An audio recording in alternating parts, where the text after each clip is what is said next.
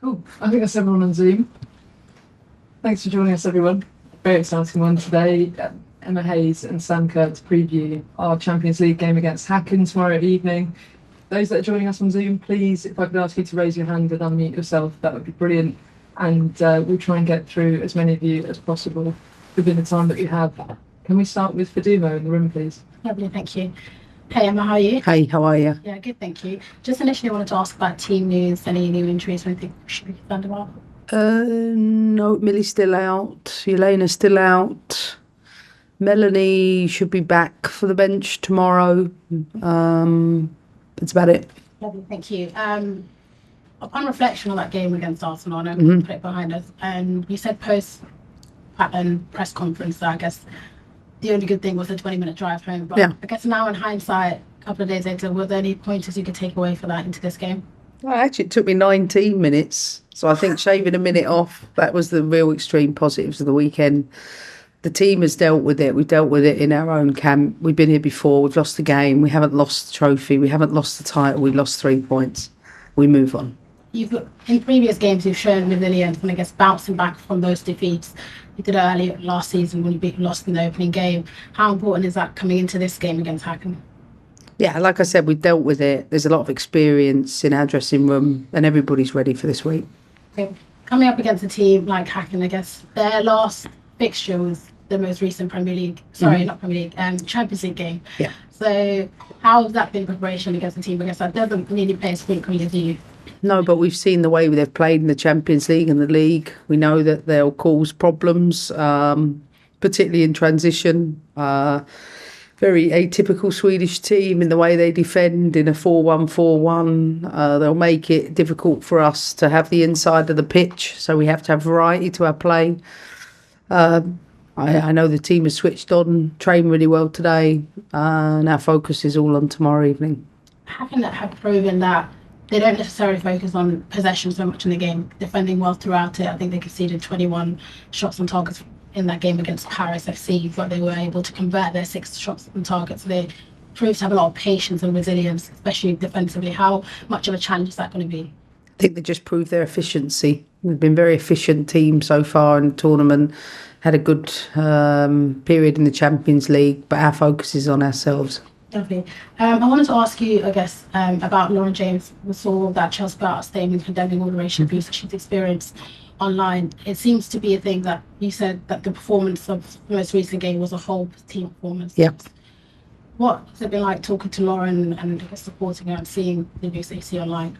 I think it's disgusting, the amount of abuse she's received from the public, from the media, from the press. We're talking about a young player here that, no question, is always working to learn in the background and bits and bobs. But some of the language I've seen used to vilify her externally, I think is unacceptable. I don't see the same level of abuse attributed to other players in the league who might have had their own challenging moments. And I think it's fair to say that if I'm in her position, I'd be thinking that there is racial profiling going on. And I think it's important for the country to recognise she's an important talent and she is learning all the time and she makes mistakes. But I think some of the derogatory and very misleading conversations that are happening during the commentary, during the games, on social media is something that everybody should reflect upon. Is it frustrating to see, because I spoke about to Lydia earlier on, Lauren James first spoke about the racial abuse experience at a time at Manchester United. That was such a long time ago. Since then, she's been at Chelsea, and it seems to be a recurring pattern for her. Other players can make difficult moments. There were probably other very serious card incidents in the same game, but we don't talk about it in the same way. Sam, just quickly from you, I wanted to ask, I saw there on the drive home, I guess a bit of banter against the fans. Tell me a little bit about that, and I guess a lot of rivalry that you have across the league and the bantering with the fans on the drive home. Oh, look, I think it's good. I think that is what the women's game has missed for the last 20 years.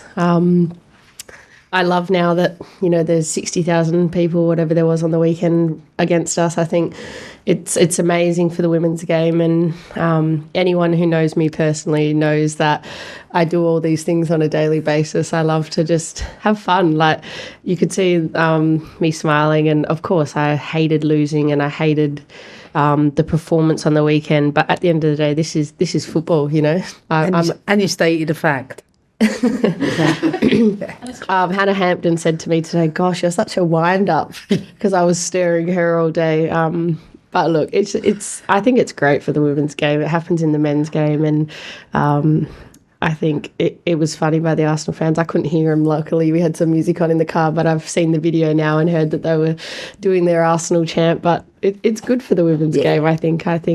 I'd much rather that drive down the street and get heckled by some Arsenal fans than drive down the street and have no fans. So I think it's good for the women's game. Yeah, I guess it's healthy competition. Once you see it, not just Arsenal fans heckling you, but equally you see Chelsea fans heckling the other players as well. Of course, I think it goes both ways. I think there's always a fun side to it, but like Emma said, when it crosses the line, it's obviously not great. But I think good rivalries like that are good for the game and make the game more enjoyable. I mean, I'm a football fan too. I love watching my favourite team and love watching my not so favourite teams lose too. So I'm just like them. I would be in the same position if I wasn't playing football. I'd probably be in a game saying, boo to Chelsea or boo to Arsenal, whoever I supported. But I think it's good for the game, and you need that rivalry to grow the game. Looking ahead to this game against Hacken, your last Champions League game against Paris, you got a hat-trick. So I guess for you, it's important to get on that score sheet and bounce back, especially from the most recent game. Yeah, I think, we don't lose a lot here at Chelsea, so whenever we do, there's always a motivation to want to bounce back. And it was difficult on the weekend, and I think I'm really glad that we have a game on Thursday. I wish the game was today. I wish we had a opportunity to, get one back after the weekend. But no, we always know that we have to bounce back, and I think that's the beauty of being at Chelsea, is that there's a game every 3 days, so you don't have long to, I guess, sit on things, win or lose. You mentioned post-match after that Arsenal game. I guess the last couple of months have been quite difficult with injuries and stuff. How are you feeling within yourself now coming into this game, and I guess looking ahead to the rest of the season? Yeah, I'm feeling much better every week, honestly. I'm still working. I'm still trying hard. It's been different, to be honest, but I'm enjoying it. I feel like I'm getting close now to my best, and obviously the performances will hopefully follow. And like I said, I've been scoring, I've been helping the team, and it's been different. Normally I have a pre-season or tournament under my belt, but I didn't have that this season, so it was a different start to the year to me, but I'm enjoying it. We're still top of the league. I don't know where we are, second in the Champions League group with the opportunity to go top, so it's not all doom and gloom. I'm excited, and I'm ready to go tomorrow. Okay, thank you. Best luck. Thank you. Did that really? Question for Emma. Wanted to ask you about your Hannah Hampton.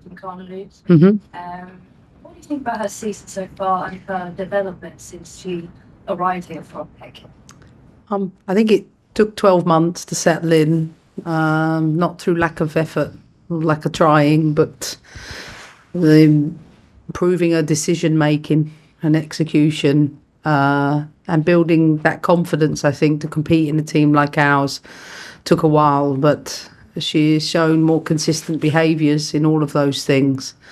She would agree with me as there's another level to go. I think that she's been contributing to many more goals this year, including scoring at the weekend.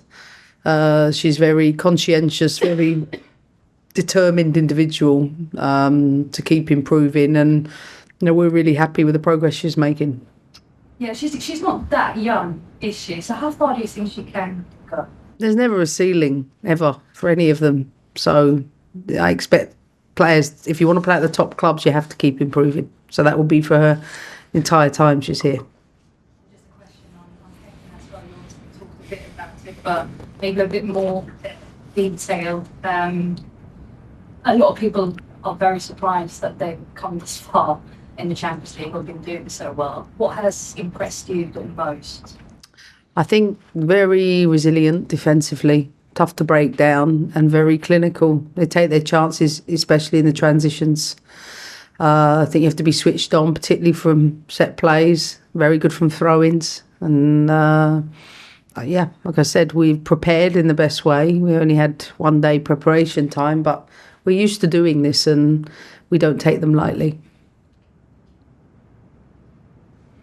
Sure.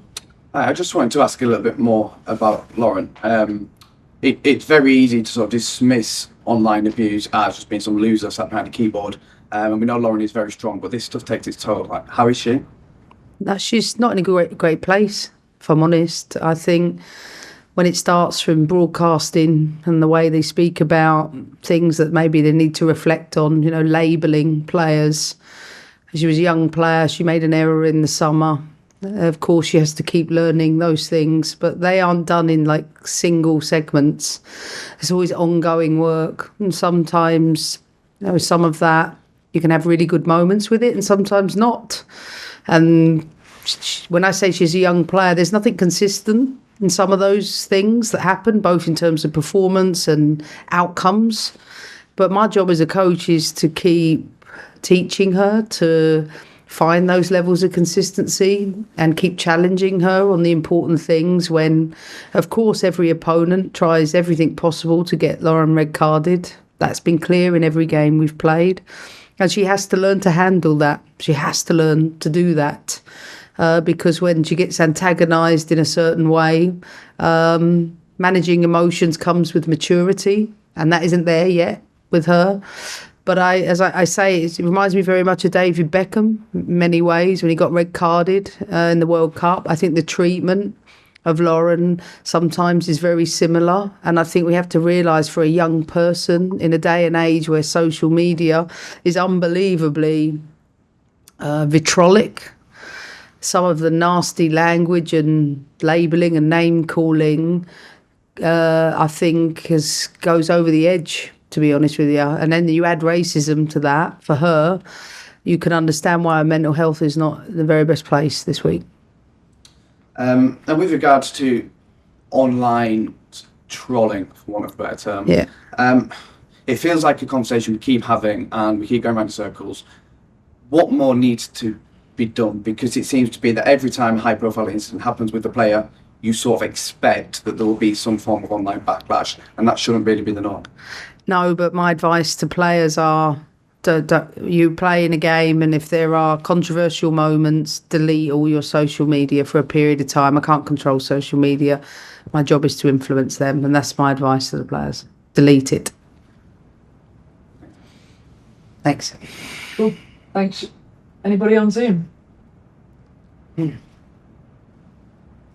Camera's on. Here we go. Jessie. Just a quick one on Melly. She's obviously been unavailable for about 2 months now. What exactly is the issue then? Right now, she had the flu. She was back and she would have been in the squad at the weekend. She pulled out in the morning of the game. She came in today. She was ready to train today. She still doesn't look 100% with me. And while I said to her, I can list her in the squad tomorrow and she could be on the bench, we feel maybe it's in her best interest to be available for the weekend and give her 3 training days, knowing she's been in bed for the last 5 days. Everything else with regards to a little bit of hamstring, adductor issue, all of that's cleared up. And like I said, I'm pretty certain she would have featured at the weekend if it wasn't for a bit of illness.